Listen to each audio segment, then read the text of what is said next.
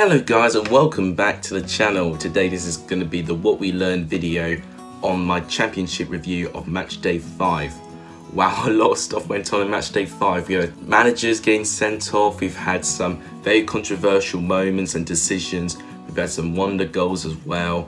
A lot to go through in this video. Before we start, if you liked the video, please make sure to give the video a like and a subscribe and to give this channel a share. All of that will be massively appreciated.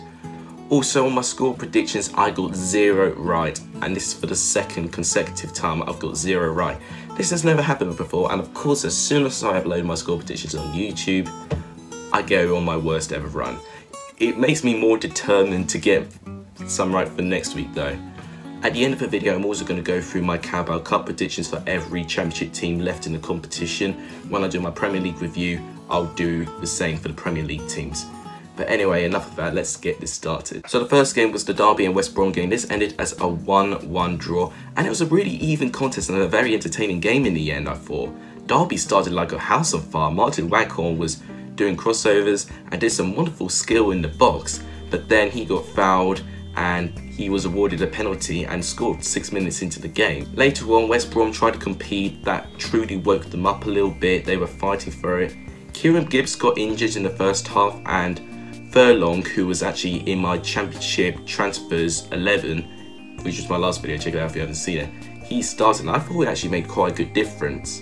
But then the most controversial moments of the game happened in the end of the first half when Derby were rewarded with another penalty, and looking back, it's definitely not a penalty in my honest opinion.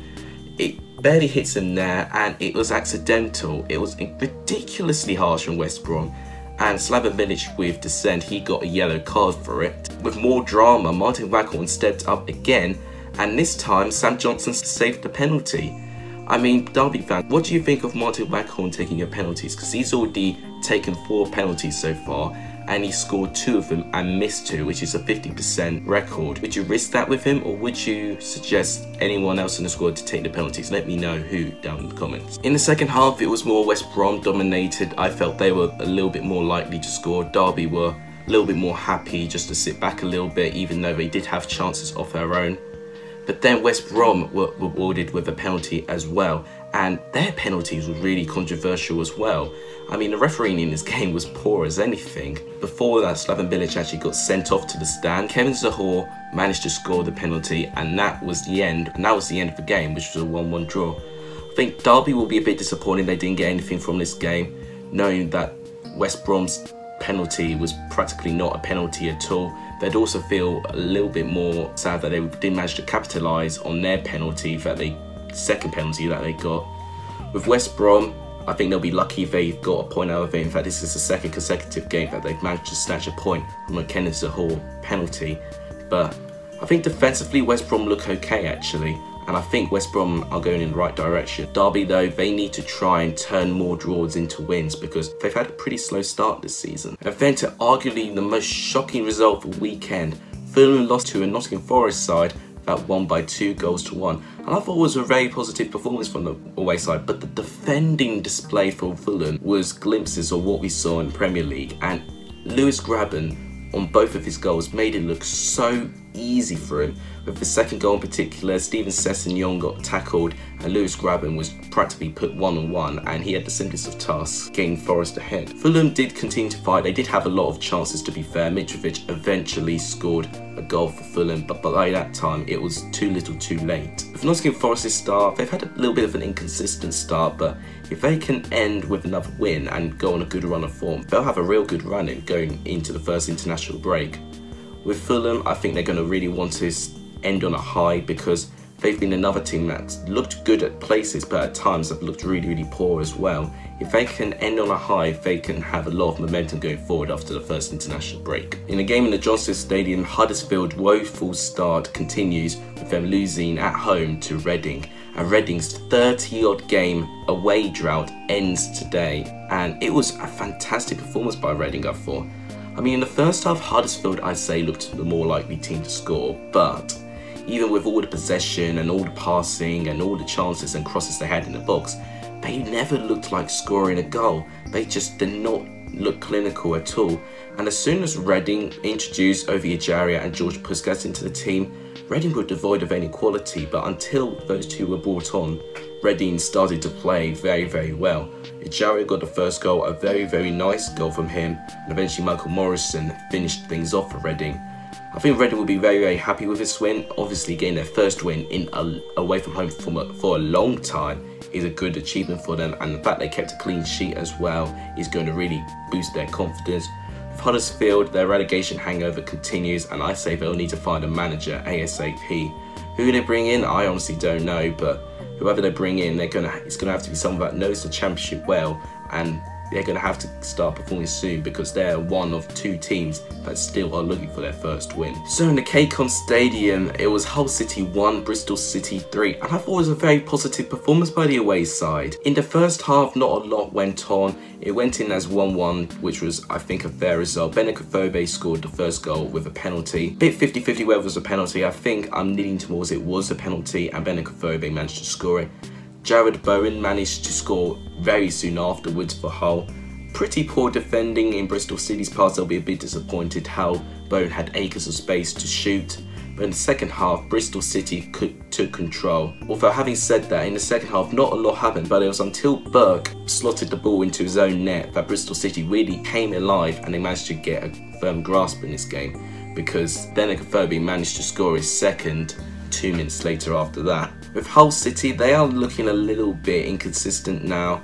I think since their fantastic performance against Brentford, they've looked a little bit slow. They're only 1 point above the relegation zone as well. Hull have looked brilliant at times. They've just got to make sure that they are more solid defensively, and with the likes of Grzycki, Jackson Irvine and Jared Bowen, they've got to keep scoring.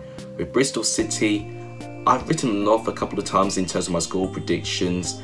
This was one of my biggest mares in my predictions. I predicted it to be a Desmond, but it was not Desmond at all. It never looked like Desmond. And I think Bristol City really do like the real deal. When everything goes right for them and Lee Johnson can bring his philosophy into good use, Bristol City could look a real dangerous team, and they will be a team that I'll be keeping my eye on for sure. So the Riverside Stadium, it ended as a 1-1 draw, and with the greatest respect, it wasn't the best game to watch in terms of quality. In the first half, I think Millwall looked more likely to score, even though Middlesbrough had quite a fair bit more possession. Millwall had more chance of scoring through their set pieces, and it did cause Middlesbrough's defence a little bit of problem. Middlesbrough eventually took the lead for Paddy McNair. It was a very simple goal, came from a corner, but then Bradshaw, 6 minutes later, managed to level things up for Millwall, and I'd say, based on their first half performance, that was a deserved result. With Jonathan Woodgate, he's looking really frustrated with Middlesbrough. He's clearly got a philosophy that he wants to try and implement to his squad, but trying to play expansive and very creative type of football where they've had 1.5 years of Tony Pulis football, it's going to be difficult for them to try and adapt. And that will be down to the manager. I think with more time, he'll eventually put his stamp onto things. Neil Harris also got sent off. He and Slava Bilic got sent to the stands this weekend. For with Millwall, however, through their 4-0 battering of Fulham, I think they did really, really well to recover for this game, and to be honest, I think it was like they probably deserved the win. Millwall have had a much better start than Middlesbrough have, and if they can continue being very, very compact defensively away from home and can get a few points away and make the den really, really hard for teams to get a result with, I think Millwall could be a real force this season. It was a very good result for Preston North End. They beat Sheffield Wednesday by 2-1, 2 consecutive home wins for the home side. And right now, they are in the playoffs. I mean, Preston North End in the playoffs, I definitely did not predict that at all going into this season. It was Daniel Johnson, or as Preston fans call him DJ. I might actually call him DJ, actually. He's quite cool, actually. DJ managed to score 2 goals. It was from 2 penalties. Sean Maguire was fouled for both of them, and Daniel Johnson is someone that Derby County would need on their team, someone who can almost score every penalty that he has. I think he's already had 3 or 4 this season and scored all of them. Sheffield Wednesday was a bit disappointed the first half. They were really, really struggling to get their foothold in the game. Preston did not look as dominant at home as they looked against Stoke, but they did the job, and that is what's most important. Sheffield Wednesday eventually got a goal from Stephen Fletcher. It was a pretty simple goal, pretty questionable defending on Preston's point, but he had the simplest of tasks, slotting it home, and in the end of it, Sheffield Wednesday could have earned a draw, but I think a home win was the right result. Preston at times looked really, really good. as I said, not as threatening as they were against Stoke, but what's more important is to make the home ground really hard for teams to get into the game, and Sheffield Wednesday didn't really do that. They looked quite poor. Preston North End in the playoffs, really surprising me at the moment. I'm sure Ben HD and every other Preston fan will be buzzing for this moment. With Sheffield Wednesday, this is the first time they've dropped out of the top 6. I think what's important for them now is to recover and try and catch what they had when they started very well in their first 2 games. Another game I was very wrong about was at Loftus Road. Queen's Park Rangers managed to beat Wigan Athletic by 3-1. And I'd say I really undermined the home side in this game, and I really shouldn't have. Wigan did take the lead, however, from Kip. It was a corner and he was in a little bit of space and he managed to score after a goal-bound scramble. I was a bit disappointed with Wigan that they didn't manage to try and threaten anymore, to try and extend their lead. I think they were happy with the 1-goal advantage and to try and not let Queen's Park Rangers play their football. But when eventually Queen's Park Rangers got their foot in the game in the second half, they looked absolute devastated. It started with Naki Wells. He scored a fantastic goal, and I'll put my hands up, I really did not anticipate this. I criticised him a little bit in my transfer grading video, and I'm glad he's proven me wrong. He's a breath of fresh air in my opinion. Eze has continued his fantastic start with QPR with another fantastic goal to his name. I remember back to his first goal, which was a fantastic team goal. It looked a little bit similar for this game as well. And then Jordan Hugill, making a great impact for Queen's Park Rangers, managed to secure the victory for Queen's Park Rangers by making it by 3-1. Queen's Park Rangers have had a pretty good start. They were a little bit inconsistent, a couple of losses, but a couple of wins as well. They were a little bit disappointing against Swansea, but I felt they did really well to recover in this game. And for me, I think they're back in form. With Wigan, they've slipped into the relegation zone now. They've only managed to get 1 win, but 4 defeats, which is why they're ultimately in the relegation zone. And I'd say Wigan will need to fix their form and fast before the international break. Wigan have a home game against Barnsley, and judging by how inconsistent Barnsley have been at the moment, I'd say this is a must-win game for Wigan to try and make a statement before the first international break that they can survive the season. Because looking at some of their games, I do feel they do have the quality to survive. It's just whether that they can sustain that for the whole 90 minutes. And then undoubtedly one of the results of the weekend, Stoke lost again and Leeds got a very comfortable 3-0 away victory. And while Stoke looked alright in the first half, it was just a fantastic performance by the away side. If you remember last year, Nathan Jones managed to mastermind a victory against Marcelo Bielsa, but the contrast is absolutely light and day. It's absolutely unbelievable. I'd say Stoke were in this game until Stuart Dallas scored his first. Really poor defending on Stoke's part because he managed to slip through past 2 defenders and he was in a lot of space and had a lot of time. One of the big talking points was that Jack Butland was dropped after his 2 howlers against Preston North End. They brought in Federici, who I think actually did a pretty good job. He made a few key saves in that game, but the poor lad didn't get a break. Leeds were just piling chances and everyone was going forward, and Stoke didn't really have a chance to test Kiko Casilla at all. Alioski and Patrick Bamford got the final 2 goals, both very simple and typical Leeds goals. I think overall Leeds will be very happy with that result. They are first at the table, joint top with Swansea, and the fact that both of them play each other next week brings a real feisty encounter next week. With Stoke, their miserable start continues, and I'm surprised Nathan Jones, by the time I'm recording this video, has not been sacked yet. I think they may be waiting for the Carabao Cup game. If the same happens in the Carabao Cup and Leeds smack Stoke again, or maybe after the game before the international break, I'd be very surprised if Nathan Jones is still Stoke manager after the first international break, in my opinion. Though it does get me interested, if any of you are Stoke fans watching, if Nathan Jones were to be sacked, what manager would you like to take in your squad? Let me know in the comments. Another result that caught me by surprise, Barnsley 1, Luton Town 3. And I've got to say, with Luton Town, I did not see this coming. Luton Town took the lead immediately 2 minutes in with Butterfield, who scored an absolute brilliant goal, a brilliant technique with the ball as well. From the first 30 minutes, it was pure Luton domination and Barnsley simply could not handle with it. Collins managed to score again 2 minutes later, more simple goal, but then Harry Cornick scored a fantastic goal. I think it's quite underrated, no one's really going mad over it, but he scores an absolute bullet shot.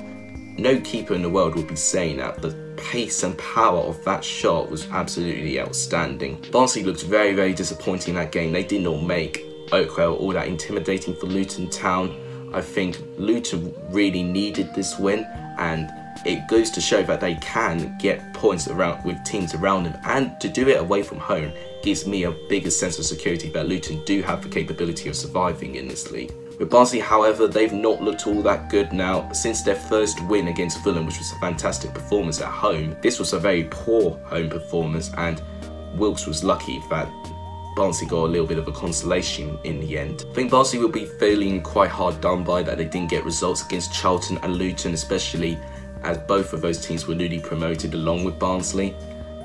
These results could go back to bite them near the end of the season. Luton, this was exactly the response that they needed. They were really struggling to get any points. They were slipping into the relegation zone, but this result was a big statement that Luton can do well in this league, and I'm very excited to see what they can do next. At Ewood Park, it was a 0-0 draw between Blackburn and Cardiff, and I'm so annoyed at myself that I didn't predict a 0-0 draw, because I remember saying in my matchday 5 score predictions that both of these teams don't like to hold the ball, so this almost inclines it could be a 0-0 draw. I don't know why I didn't back myself. I'm so irritated. Me being an idiot thought, oh no, one of those teams is going to score eventually, and neither did, and neither really looked like they were going to score.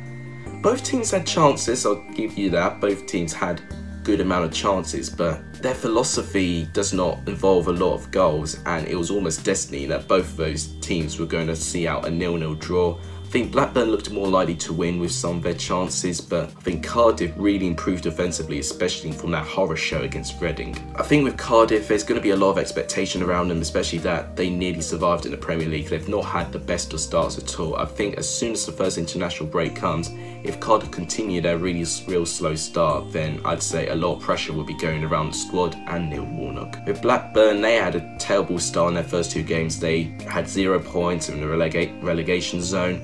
But I've got to give it to Blackburn. They've recovered well, they've managed to grind out results and managed to get a few wins under their belt, and maybe if they can end on a high and get a victory before the international break, they could be a force this season. And unbelievably, Charlton continued their unbeaten start, and at home as well, with a 1-0 home victory against Brentford. Do I think they deserved it? To be honest, no, I don't think they did. Charlton only had 1 or maybe 2 key chances in that game, and Conor Gallagher with so much space managed to get Charlton the only goal, and this was the only goal in this game. But with the amount of chances Brentford had, they'd be kicking themselves that they didn't get anything out of it. Almost the same with what they were like against Birmingham, and obviously they lost 1-0 as well. There's no doubt that that Brentford squad has got quality, and they are not doing well in terms of points and van league positions. They're only 1 point above the relegation zone, but it could be that they're struggling to find a vocal point up front, and it could be the loss of Neil Maupay that Brentford will need a little bit more time to fill his boots. I think eventually Thomas Frank will think of something, but so far Brentford have not impressed me so far, especially with all the quality that they have. They should be doing better, they really should, and it's frustrating. With Charlton, they're still unbeaten. Lee Bowyer is doing absolute wonders in this club, and the fact it looked like he would leave and now they managed to get him back is a huge coup for Charlton. They're doing remarkably well and doing their 3rd in the league right now. I mean, yes, I know Bolton had a really good start last year, but they were nowhere near like 3rd. They were around the playoffs last year until they dropped down. But I don't think Charlton are going to be one of those teams. I feel like Charlton could be a real good force this season, and maybe I'd expect them to finish around high mid-table. You know, after this start, I'd be very surprised if they get relegated in the end. It'll have to take a tremendous drop in form if they were to be challenging relegation in this way, in my opinion. And then the final game was Sunday's game, Swansea 3, Birmingham City 0, and it was a fantastic performance by the home side. In the first half, not a lot happened in the first half. Birmingham did really well to frustrate Swansea defensively. Offensively, they really struggled to get any good chance. Birmingham were really holding firm. Pedersen was really good defensively, trying to get everyone organised.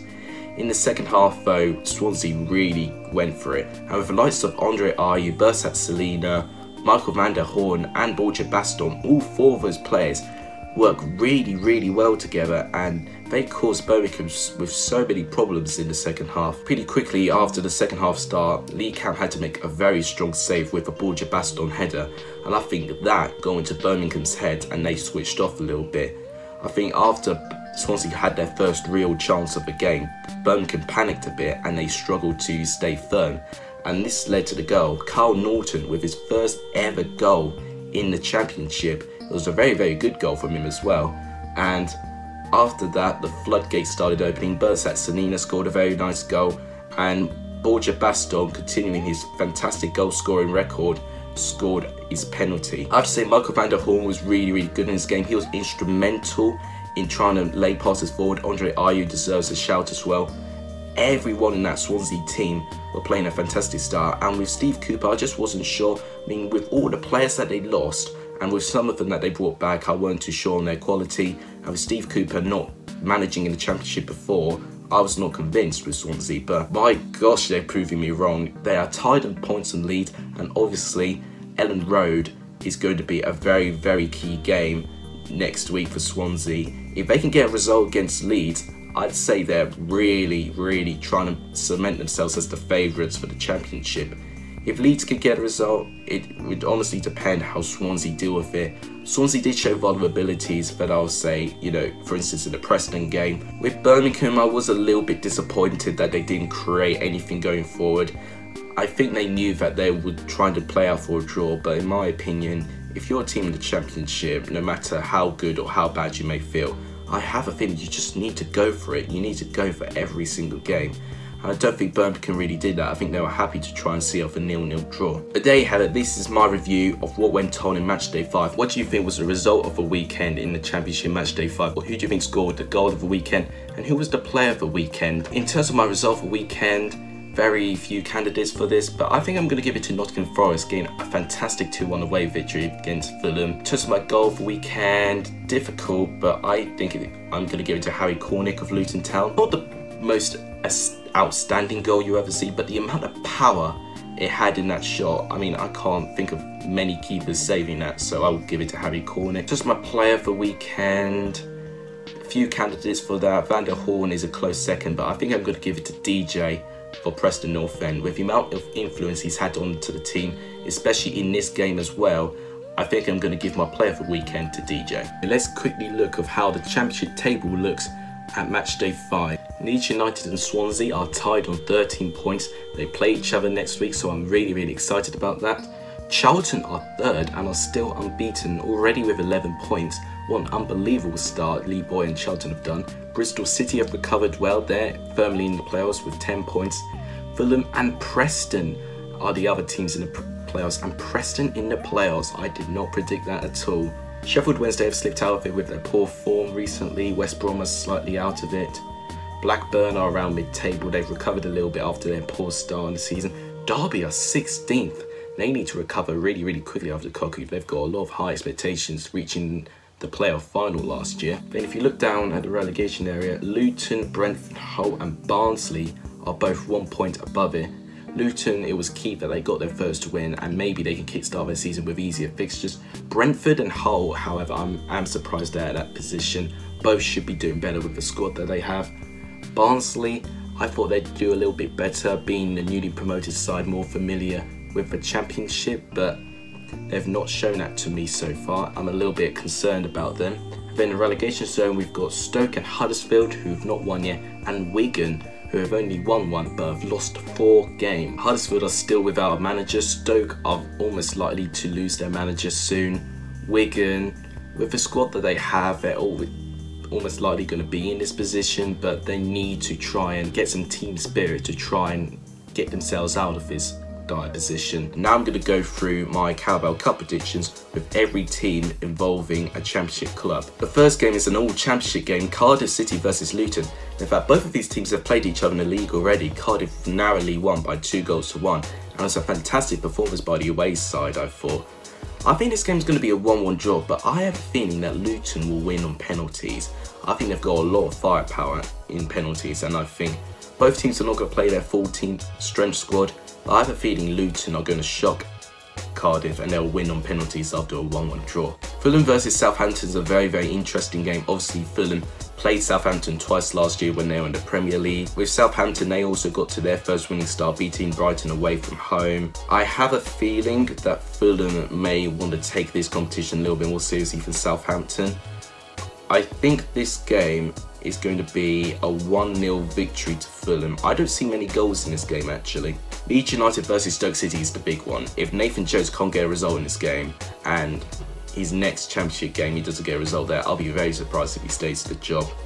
With Marcelo Bielsa, I think he would want to win every single game. I think Leeds will get a very comfortable 3-1 home victory against Stoke. I think also with Ellen Road, I think Stoke would struggle to get their foothold in the game. A very tasty fixture is Nottingham Forest versus Derby, the East Midlands Derby. Very interested how this result goes round.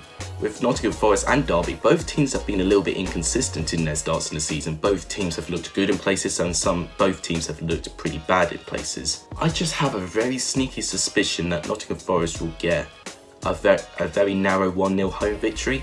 I think with Derby they really struggled to get a 1-0 away victory against Scunthorpe, and they're not doing all that well in League 2 at the moment, and I think Nottingham Forest would be more keen to get a result, especially as it's a derby and also that they're in home ground as well. So I think Nottingham Forest will get a 1-0 home victory. Oxford versus Millwall is an interesting game. I think it's going to be a 1-1 draw, but I think Millwall will win on penalties in my opinion. Plymouth Argyle versus Reading is very interesting. Plymouth are doing very well in League 2 at the moment after recently being relegated from League 1. Reading doing quite well for themselves as well in the Championship, contrasting for what they were like last season. I think Reading will get a 2-0 away victory. I think Jose Gomez may not play his full strength team, but I think eventually he'll introduce the big boys, and when they get on, they play like a completely different team, and both would seem unplayable, so I'm going to say a 2-0 away victory to Reading. Preston North End and Hull is very interesting. Both are yet to play each other in the league. Preston, I'd say, have a slightly better start than Hull City. Also, Preston had a fantastic away victory in their last round, beating Bradford by 4-0. I think at home as well, I think they'll get a pretty comfortable 2-0 home victory. Sheffield United versus Blackburn Rovers is a very interesting game. Obviously, both these teams played each other when Sheffield United were down in the Championship. Sheffield United doing okay. They've won 1, drew 1 and lost 1 in the Premier League. A pretty average sort of start with Blackburn. They've lost twice, but they've also won twice as well.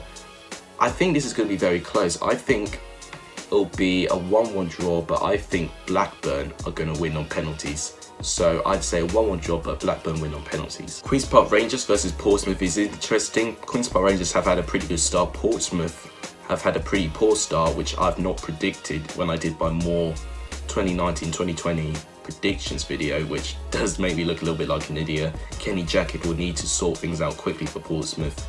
They did have a very convincing victory against Birmingham City though, so they can compete at a championship level in this competition. I think with QPR's home form at the moment, they're a completely different kettle of fish, and I think QPR will get a narrow 2-1 home victory in my opinion. Rotherham and Sheffield Wednesday, obviously very interesting. Both of these teams played each other last year when Rotherham were up in the Championship.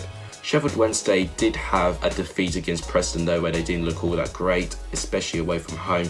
Rotherham have had an okay start. They've had glimpses of good form here and there, but ultimately not very consistent. I actually think Rotherham are going to get a 2-1 home victory. I think they're going to be key to try and compete in this competition, so I'm going to say Rotherham will win by 2-1. Finally, Swansea and Cambridge. Swansea in fantastic form. Cambridge have actually had a pretty good start in League 2, which contrasted from last season. I'm going to say a 2-0 home victory to Swansea. There you have it. That's my review of Matchday 5 in the Championship, and there are my Carabao Cup Round 2 predictions. What are your predictions for the Carabao Cup? Let me know in the comments down below. But anyway, that will wrap it up. Thank you guys so much for watching. You guys are legendary. You saw the end of the video. Take care.